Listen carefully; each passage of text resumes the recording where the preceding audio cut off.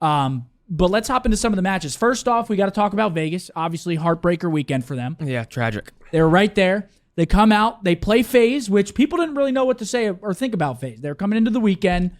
They said they were trying to fix their hard point. They were looking good. And then right off the bat, they 3-0 Vegas and kind of demolished their hopes instantly. Yeah, so and it was not close. FaZe looked great. We saw Vegas sort of continue that trend of just not really showing up to the majors as we thought or hoped they would.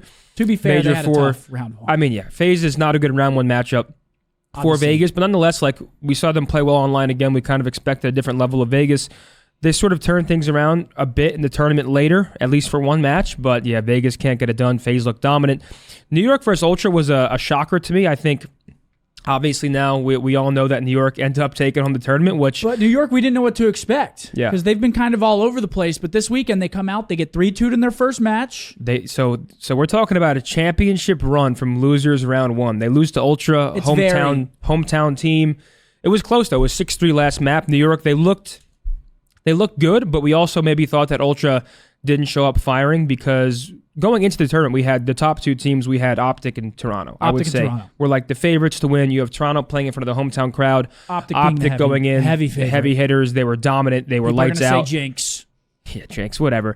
But yeah, Subliners lose round 1, 2, 3, and I don't think any of us at that moment thought that New York were going to come back and win the tournament. I mean, it's tippable as fuck. Yeah, it's to crazy. do that, have that kind of composure. Obviously, they're longer days whenever you drop into the losers bracket, but it can go both ways. You can kind of catch that fire, start getting into the groove, and that's all that matters at tournaments is you got to find that groove. And New York, clearly, you flip that switch, you get moving. It's like you can do no wrong. But next, talk to me about the next match that we saw. I don't want to spend too much time on this because we did have 18 matches, so we kind of got to pick and choose what matches stood out to us. And honestly, the first 3 matches of Friday were big just for the shaping of the whole tournament. Because next, we see Florida take out OpTic Texas 3-0. And nobody, I mean, they said, 3% of the people had that in their bracket. So, 3% of the people in the world thought that was possible. But I didn't see it happening. And Florida looked like the Globetrotters in that first series. Dude, and day one, I mean, we were joking with Nameless in the elevator where if you looked at the way Florida was playing against OpTic and you just erased their names and you had to guess who you were watching. He said it was the Dynasty. You're watching the Abizi, Prime Dynasty. You're watching Simp. You're watching Celium. You're watching players that are just shitting on people. And that's no disrespect to Florida, but they really turned it up a notch for that first round match. And I'm not going to lie, after that first round match, we kind of looked at Florida as potential tournament winners. I know it sounds far-fetched, but at that time when we saw that, they were playing lights out Call of Duty. Obviously, as the weekend progresses, they definitely sang a different tune. But yeah, definitely, I mean, the biggest upset of the tournament by far, I would say. And for sure. Biggest upset, not even close. Next up, last match on Thursday was Minnesota versus Boston. This clinched Minnesota their spot at champs. So they get a 3-2 victory over Breach. And Breach 6-5 too. Breach had a tough weekend. Yeah, it goes to around 11. Obviously, tough weekend. Breach in their first match on Friday, they ended up dropping 3-1 to London. And then from this point on, it was just a 3-0 fest. From this point on in the tournament, just 3-0s. That's why I don't even really want to talk about it. Obviously, we can talk about the Thieves match. OpTic ended up losing 3-0. I spoke to Dylan over the weekend, and he was like, we're just a hard losers round 1 matchup. Dropping to play Thieves after getting 3-0'd by Florida, the mental's already a little bit shaky, and then you got to bounce back instantly against a top contender in the league. But yeah, from that point on, 3-0, 3-0, 3-0, 3-0, 3-1, 3-0, 3-0, 3-0, 3-2, 3-0, 4-3 in the final. Just the amount of 3-0s is genuinely insane. We haven't seen anything like it in a long time. I will say for the grand final, we got a banger. I mean, New York versus FaZe, somehow, some way, defying all the odds. New York, they climb back and find themselves in a grand final.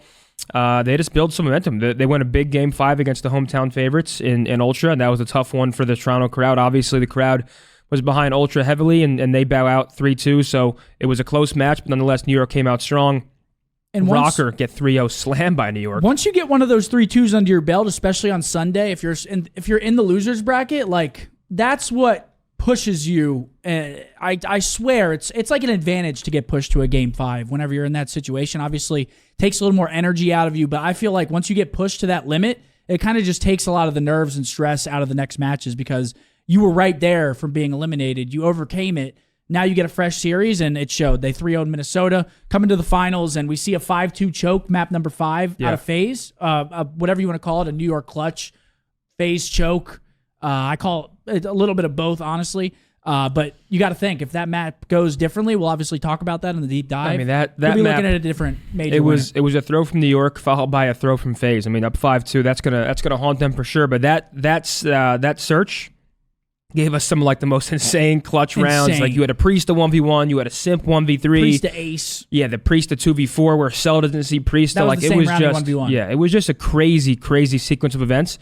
And like I said, shout out to New York because respectfully, going into the tournament, New York, of course they're on people's radar, but they were not a favorite to win. Like they were a team that we know at any point can turn up and like play and compete with the top teams. Yeah.